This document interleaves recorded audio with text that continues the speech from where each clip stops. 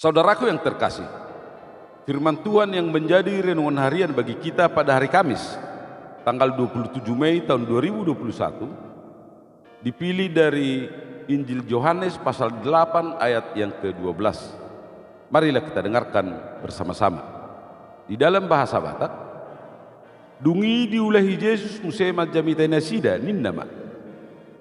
Au do panodang ni portibion. Nasotupa merdala di naholom na may hutonao. Di ibana do tahe panodang hanguluan.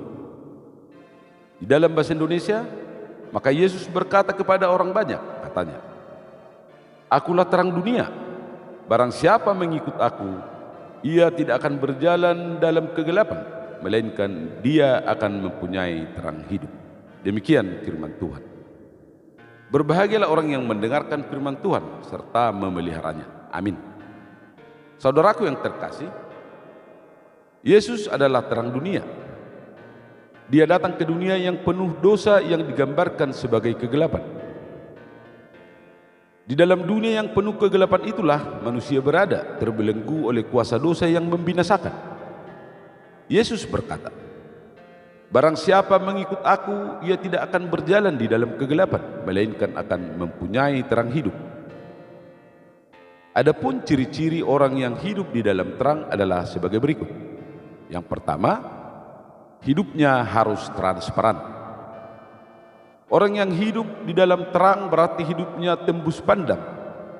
Hidupnya harus terlihat atau visible. Hidupnya ibarat kota di atas gunung, tidak mungkin tersembunyi. Di dalam hidupnya sehari-hari, baik di dalam pikiran maupun perkataan dan tindakan, harus ya di atas ya dan tidak di atas tidak. Ibarat lampu Philip, tidak hanya terang terus, tetapi juga harus terus terang. Tidak munafik, tidak beda depan dan beda di belakang. Tidak lempar batu sembunyi tangan. Hal itulah yang disaksikan oleh Rasul Paulus tentang dirinya ketika berkata, "Kami menolak segala perbuatan tersembunyi yang memalukan. Kami tidak berlaku licik dan tidak memalsukan firman Tuhan."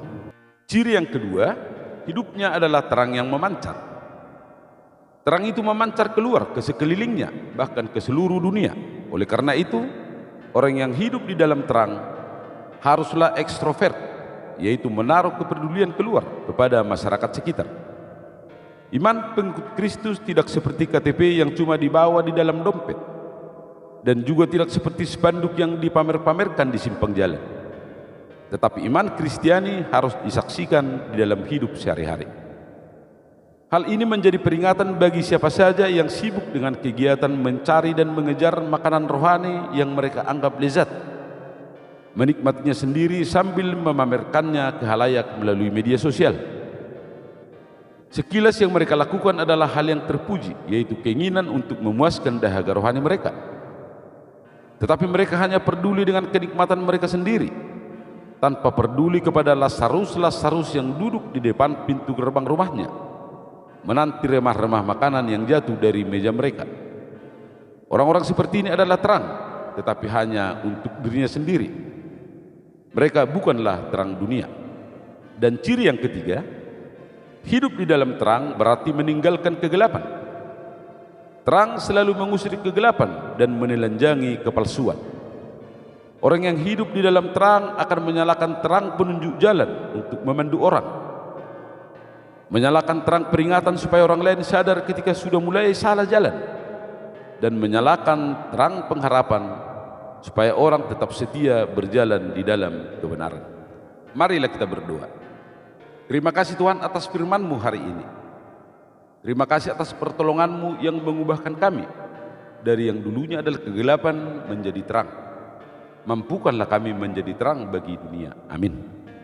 Kita akhiri pembacaan firman ini dengan bernyanyi dari kitab nyanyian nomor 172 ayat 1 dan ayat yang ketiga.